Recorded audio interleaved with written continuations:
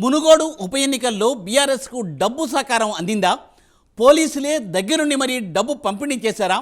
Phone tapping case దర్యాప్తు క్రమంలో బహిర్గతం అయిన ఈ విషయాలు ఇప్పుడు రాష్ట్రంలో కలకలం రేపుతున్నాయి. కేసీఆర్ అధికారంలో ఉన్నప్పుడు చాలామంది అధికారులను గ్రిప్పులో పెట్టుకుని లబ్ధి పొందారని కాంగ్రెస్ చేస్తున్న ఆరోపణలకు బలం చేకూరేలా ఉంది. తాజాగా సిట్కు 3 కానిస్టేబుళ్లు ఇచ్చిన వాంగ్మూలం. ఫోన్ ట్యాపింగ్ కేసు దర్యాప్తు క్రమంలో ఈ విషయాలన్నీ ఇప్పుడు బట్టబయలయ్యాయి. ఇకపై ఫోన్ ట్యాపింగ్ కేసు కొత్త మలుపులు తిరగనుందా?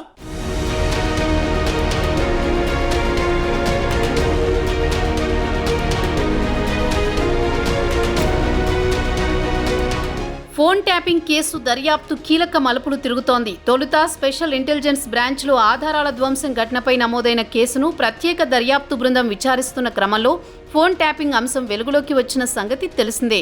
మునుగోడు ఉప ఎన్నిక నియమావళి అమల్లో ఉన్న సమయంలోని నిబంధనలకు విరుద్ధంగా నగదు తరలింపులో పోలీసు అధికారుల పాత్రపై దర్యాప్తు బృందానికి తాజాగా ఆధారాలు లభ్యమయ్యాయి.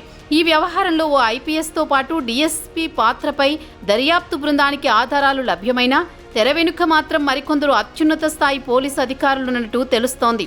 వారి మౌఖిక ఆదేశాలకు తలగ్గిన క్రమంలోనే ఆ ఐపీఎస్ నేతృత్వంలోని బృందం నగదు సరఫరాను పర్యవేక్షించినట్టు సమాచారం.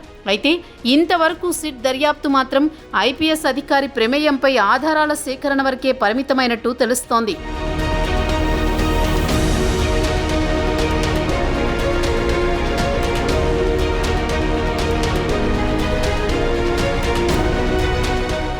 దర్యాప్తులో మరింత ముందుకెళితే అత్యున్నత స్థాయి అధికారుల పాత్ర నిగ్గుతేలే అవకాశాలు కనిపిస్తున్నాయి.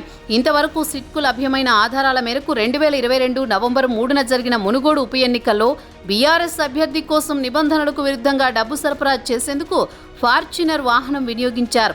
వాహనానికి ఎస్కార్ట్గా వ్యవహరించిన కానిస్టేబుల్ వాంగ్మూలం ఆధారంగా ఈ విషయాన్ని గుర్తించారు.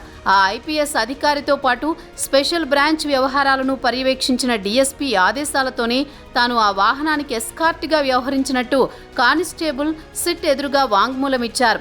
నల్గొండ టాస్క్ ఫోర్స్లో పనిచేసిన కానిస్టేబుల్ అప్పటి తతంగాన్ని సిట్కు పూసగుచ్చినట్టు వివరించారు.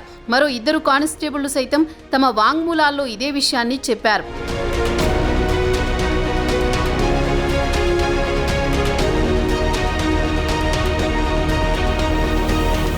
సిట్ తాజా దర్యాప్తులో తేలిన అంశాల మేరకు మునుగోడు ఉప ఎన్నిక సమయంలో నేను నల్గొండ టాస్క్ ఫోర్స్లో పనిచేశా.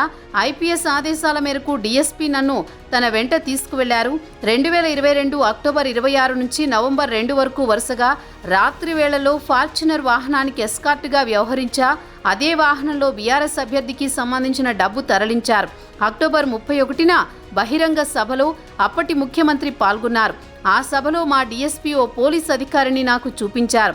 అతను అదనపు ఎస్పీ అని, కేసీఆర్తో అతనికి సన్నిహిత సంబంధాలున్నాయని చెప్పారు.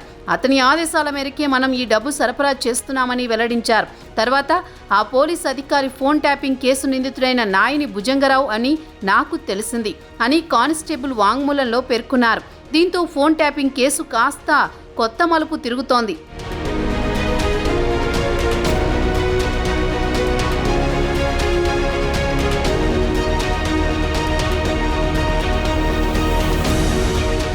సీఎంగా ఉన్నప్పుడు చాలా మంది అధికారులను తనకు నచ్చిన శాఖల్లో పెట్టుకుని కేసీఆర్ లబ్ధి పొందారని కాంగ్రెస్ ఎప్పటి నుంచో ఆరోపిస్తోంది.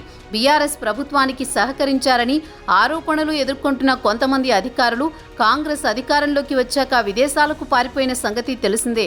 ఒక్క ఫోన్ ట్యాపింగ్ కేసులోనే ఇన్ని సంచలనాలు బయటపడుతుంటే కాళేశ్వరం, డబుల్ బెడ్రూమ్, దళిత బంధులో కుంభకోణాలు జరిగాయని చెబుతున్న కాంగ్రెస్ ఆ కేసులో నుంచి ఇంకెలాంటి సంచలనాలను రాబడుతుందో అన్న ఉత్కంఠ అందరిలోనూ నెలకొంది. చూడాలి మరి భవిష్యత్తు పరిణామాలు ఎలా ఉంటాయో అన్నది.